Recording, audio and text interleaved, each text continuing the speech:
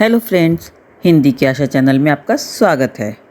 आज हम पाठ 5 पर्वत प्रदेश में पावस के प्रश्न उत्तर करेंगे। निम्नलिखित प्रश्नों के उत्तर दीजिए। प्रश्न 1, पावस ऋतु में प्रकृति में कौन कौन से परिवर्तन आते हैं? कविता के आधार पर स्पष्ट कीजिए। उत्तर, पावस ऋतु में प्रकृति में बहुत से मनोहारी परिवर्तन आते हैं, जैसे 1, पर्वत, पहाड़, ताल, झरने आदि भी मनुष्यों की ही भांति भावनाओं से ओत-प्रोत दिखाई देते हैं। 2, पर्वत ताल के जल में अपना महाकार देखकर हैरान से दिखाई देते हैं। 3, पर्वतों से बहते हुए झरने मोतियों की लड़ियों से प्रतीत होते हैं। 4, बादलों की ओट में छिपे पर्वत मानो पंख लगाकर कहीं उड़ गए हों और तालाबों से उठता हुआ कोहरा धुएं की भांति प्रतीत होता है। प्रश्न 2, मेखलाकार शब्द का क्या अर्थ है? कवि ने इस शब्द का प्रयोग यहाँ क्यों किया है? उत्तर, मेखलाकार शब्द का अर्थ है मंडलाकार करधनी के आकार के समान। यह कटी भाग में पहनी जाती है। पर्वत भी मेखलाकार की तरह लग रहा था, जैसे इसने पूरी पृथ्वी को अपने घेरे में ले लिया है। कवि ने इस शब्द का प्रयोग पर्वत की विशालता और फैलाव दिखाने के लिए किया है। प्रश्न 3, सहस्त्रदृग सुमन से क्या तात्पर्य है? कवि ने इस पद का प्रयोग किसके लिए किया होगा? उत्तर, पर्वत अपने चरणों में स्थित तालाब में अपने हजारों सुमन रूपी नेत्रों से अपने ही बिंब को निहारते हुए से प्रतीत होते हैं। पर्वतों पर खिले सहस्त्र फूलों का पर्वतों के नेत्र के रूप में मानवीकरण किया गया है। इस तरह से स्पष्ट हो जाता है कि कवि ने इस पद का प्रयोग पर्वतों का मानवीकरण करने के लिए किया होगा। प्रश्न 4, कवि ने तालाब की समानता किसके साथ दिखाई है और क्यों?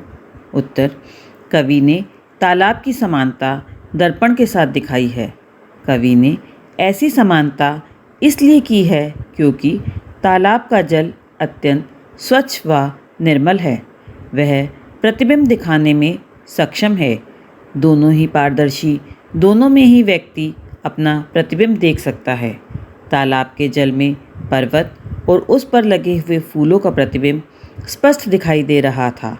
इसलिए कवि द्वारा तालाब की समानता दर्पण के साथ करना अत्यंत उपयुक्त है।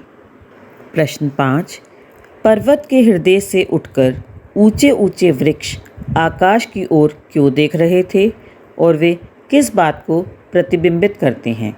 उत्तर, पर्वत के हृदय से उठकर ऊंचे ऊंचे वृक्ष आकाश की ओर अपनी उच्चाकांक्षाओं को प्रकट करने के लिए देख रहे हैं, अर्थात आकाश को पाना चाहते थे। ये वृक्ष इस बात को प्रतिबिंबित करते हैं कि मानो ये गंभीर चिंतन में लीन हों और अपलक देखते हुए अपनी उच्च आकांक्षाओं को पूर्ण करने के लिए निहार रहे हों। प्रश्न 6, शाल के वृक्ष भयभीत होकर धरती में क्यों धंस गए? उत्तर, कवि के अनुसार वर्षा इतनी तेज और मूसलाधार थी कि ऐसा लगता था मानो आकाश धरती पर टूट पड़ा हो। चारों ओर धुआं सा उठता प्रतीत होता है। ऐसा लगता है मानो तालाब में आग लग गई हो। चारों ओर कोहरा छा जाता है। पर्वत, झरने आदि सभी अदृश्य हो जाते हैं। वर्षा के ऐसे भयंकर रूप को देखकर ही शाल के वृक्ष भयभीत होकर धरती में फंसे हुए प्रतीत होते हैं। प्रश्न 7, झरने किसके गौरव का गान कर रहे हैं? बहते हुए झरने की तुलना किससे की गई है? उत्तर, पर्वतों की ऊंची चोटियों से सरसर करते बहते झरने देखकर ऐसा प्रतीत होता है मानो वे पर्वतों की उच्चता व महानता की गौरव गाथा गा रहे हों। जहाँ तक बहते हुए झरने की तुलना का संबंध है तो बहते हुए झरने की तुलना मोती रूपी लड़ियों से की गई है। ख, निम्नलिखित का भाव स्पष्ट कीजिए। 1 है टूट पड़ा भू पर अंबर। उत्तर, इसका भाव है कि जब आकाश में चारों तरफ असंख्य बादल छा जाते हैं तो वातावरण धुंधमय हो जाता है और केवल झरनों की झरझर ही सुनाई देती है।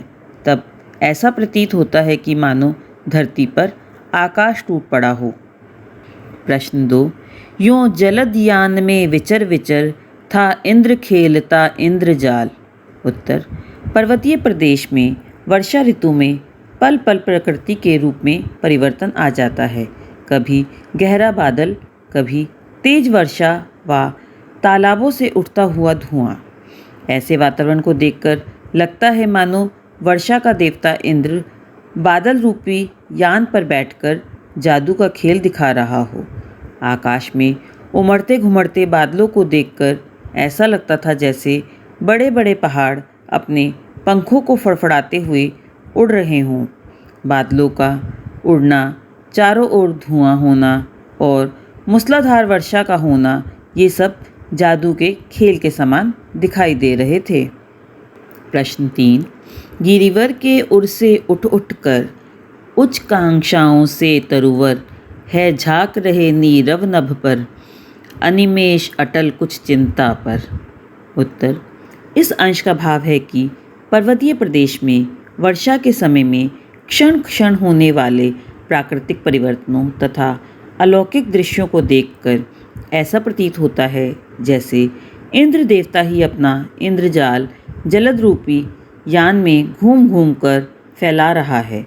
अर्थात बादलों का पर्वतों से टकराना और उन्हीं बादलों में पर्वतों व पेड़ों का पल भर में छिप जाना, ऊंचे ऊंचे पेड़ों का आकाश की ओर निरंतर ताकना, बादलों के मध्य पर्वत जब दिखाई नहीं पड़ते तो लगता है मानो वे पंख लगाकर उड़ गए हों आदि इंद्र का ही फैलाया हुआ मायाजाल लगता है।